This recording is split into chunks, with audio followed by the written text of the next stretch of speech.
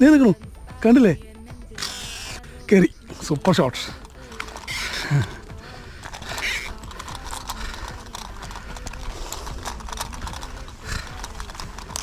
head ഷോട്ടാ ഉണ്ടായി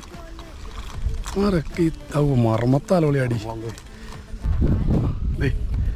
ഇന്ന് മീനിന് പിടിക്കാൻ വന്നിട്ട് ആകെ പാടെ കിട്ടുക